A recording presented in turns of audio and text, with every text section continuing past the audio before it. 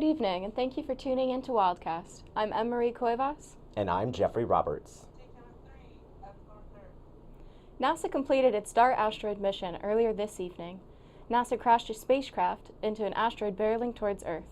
The asteroid posed no danger to us here on Earth, but the University of Arizona Space Watch program discovered the asteroid back in 1996 at the Steward Observatory.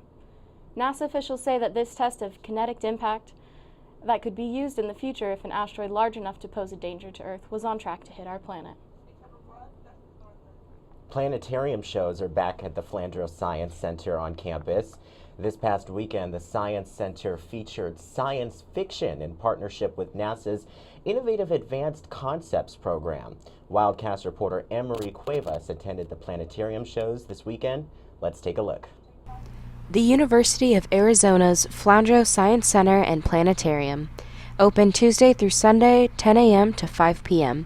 It's a great way to spend your day or night. This past weekend, they celebrated a collaboration with NASA in Worlds of Fire and Ice, a demonstration with two researchers who helped the audience rethink the boundaries of science fiction. Celebrate the spooktacular world of science at the planetarium's annual Halloween event, or stop by for discounted tickets during their Game Day special, running for 3 Saturday home games this October. After checking out the science exhibits, I found two fellow Wildcats to give us the scoop on Flandreau. Down here, I'm on a floor shift, so just helping people see exhibits, do puzzles and stuff. And down here is where we keep all of the geology stuff, as well as the like puzzles and fossils and such. So all the rock stuff. After a very psychedelic Metallica light show, Junior Ella Butler gives us more info on Flandreau. So tonight at Flandreau, I was running the evening laser shows. So every couple of Saturdays in every month, we have laser show nights where we usually pick about 1 or 2 laser shows to show to the general public. And tonight just happened to be one of those nights. Shows have been selling out every weekend at Flandreau, and there's no wonder why. College student, I would recommend the show Black Holes. It's about what we know about black holes, like what we've studied about them, and what we've learned since discovering black holes. My favorite's probably Tucson Sky and Beyond, just because it's all about seeing the night sky and then all the really deep space stuff towards the end part of the show. But then as far as the laser light shows go, I wish we showed it more often. We have a Led Zeppelin show that I love because I'm a bit of a metalhead myself. But yeah, probably the Led Zeppelin one. But then the Metallica one's probably a close second for me. And another show I would recommend for college students is either of our nature documentaries if they're interested. There's Bugs, a Rainforest Adventure, which is about the life cycles of 2 bugs in a South Asian rainforest. And then there's also Great White Shark, which focuses on great white sharks, what we know about them, how we study them, and why we should protect them, because they're worth protecting. Stop by or go to flandreau.org to support and buy tickets. I'm Marie Cuevas with UATV3. It's no secret. Arizona, like many places, are experiencing a drought. With water scarcity here in the desert, researchers at the university's Biosphere 2 have sniffed out a new way to detect drought. Researchers Laura Meredith and Joost van Haren published a study in Nature that says plants emit volatile organic compounds in the atmosphere that could help scientists sniff out when the ecosystem is in trouble. Their study also explained how Earth is adapting to hotter and drier temperatures. Up next, National Suicide Prevention Month, The battle to keep the sunlink free, and the celebration of an iconic Wildcat tradition. We'll have all that for you when we return.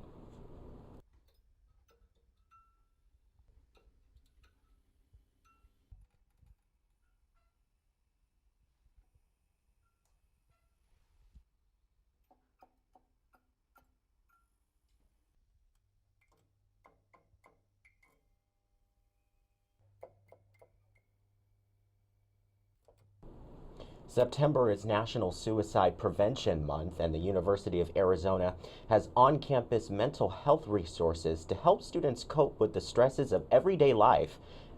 Counseling and Psychological Services, probably commonly known as CAPS, provides personalized ways to help with mental health. You can schedule an appointment with a CAPS counselor online or use some of their free resources by visiting their website, caps.arizona.edu.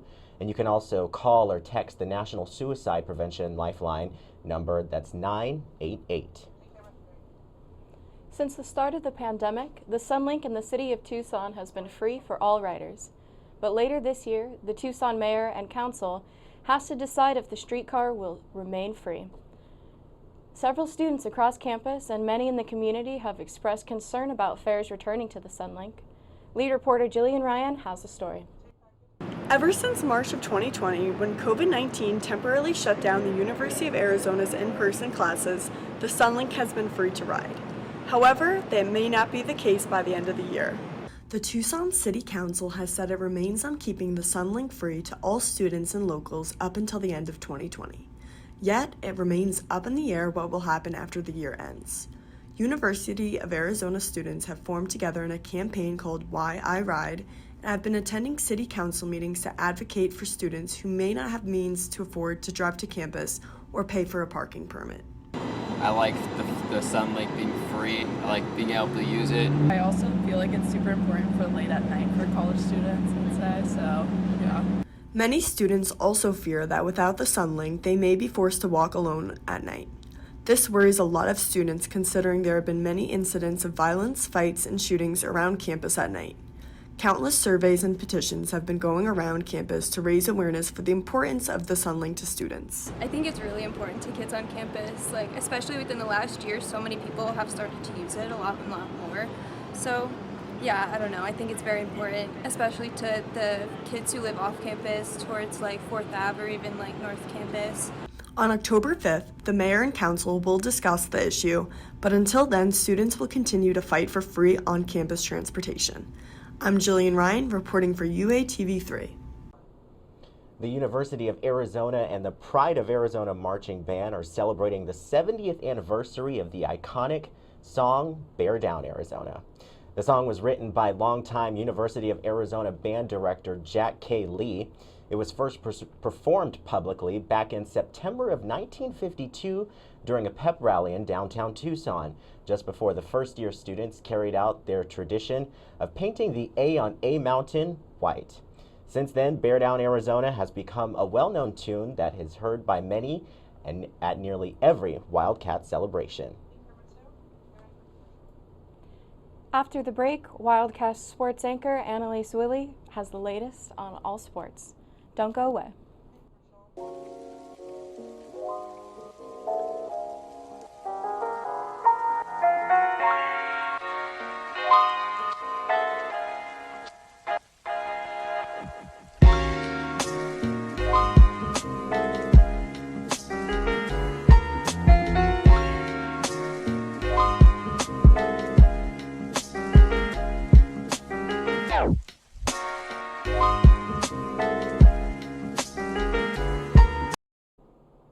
Good evening, Wildcats. I'm Annalise Wille, here to give you everything you need to know in Arizona sports.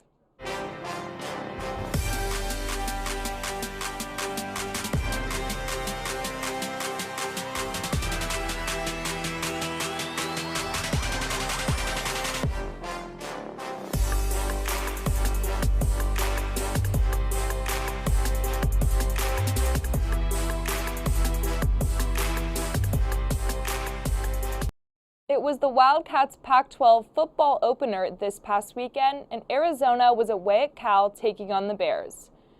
Cal continued their home winning streak, defeating the Wildcats 49-31.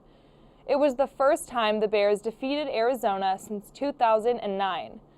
Arizona quarterback Jaden DeLora threw for 401 yards and 2 touchdowns. Despite glimmers of a promising offense, Arizona's defense had no answers to Cal's quarterback or receivers. This weekend, Arizona will face CU Boulder at home. Coach Dave Rubio in Arizona volleyball took on ASU this past Wednesday in an exciting rivalry match. I was at the McKill Center with more. On Thursday, Pac-12 women's volleyball play kicked off as the Arizona State Sun Devils came down to Tucson to face off against the Wildcats. The The Wildcats started off strong. They came out hitting hard and playing smart offensively. This allowed them to scrape away with the first set, winning 25-23. The Cats were led by outside hitter Jalen Hodge and middle blocker Elena Johnson, both scoring 4 kills for Arizona in the first set. However, the Sun Devils were able to steal the momentum from the Cats and take the second set 25-20 and even the match 1-1.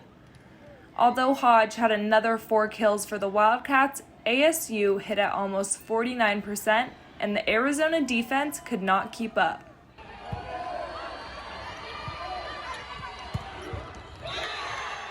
The Sun Devils took the third set in overtime 26-24 and the fourth set 25-20. The Wildcats continued to fight until the end, but ultimately the Sun Devil offense was too strong for the Cats to defend. Impressively, ASU was able to pick up a road win at the McHale Center. This weekend, both the Wildcats and the Sun Devils will head to Oregon to continue their Pac-12 play against the Ducks and the OSU Beavers. Reporting to you for UATV Sports, I'm Annalise Wille.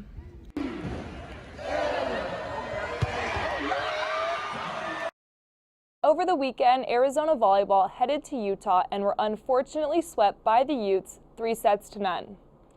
Arizona was led by outside hitter Sofia Maldonado-Diaz with 16 kills and Jalen Hodge with 11 kills. The Wildcats will head to Oregon this weekend to take on both OSU and the Oregon Ducks. The women's soccer team also took a hard-fought loss in Utah this weekend. Arizona took the lead early with a goal in the 13th minute by Gianna Christensen. However, the Utes countered with a goal in the 19th minute and another in the 53rd minute. The soccer team will head to Palo Alto this Thursday to face off against Stanford. Lastly, Arizona sent 2 Cats to compete in Battle of the Bay, a tennis tournament at Cal, over the weekend. The pair advanced to the quarterfinal in doubles play, but ultimately fell to a Georgia team. That's all I have for you tonight regarding Arizona sports. Be sure to stick around for the rest of Wildcast with Em and Jeffrey. Once again, I'm Annalise Wille. All right, hello, welcome to Hector's Livestream. Today we're going to talk about how everything goes down on me, I guess. It's getting yelled at season where you get yelled at all the time for things you don't do. So that's what happened last night, and I don't know how to take care of it. That's all we have for you tonight on Wildcast. As always, be sure to like us on Facebook, follow us on Instagram, and subscribe to our YouTube channel so you can watch any of our shows that you may have missed. Again, I'm Em-Marie Cuevas. And I'm Jeffrey Roberts. Thanks for watching, and be sure to tune in next week.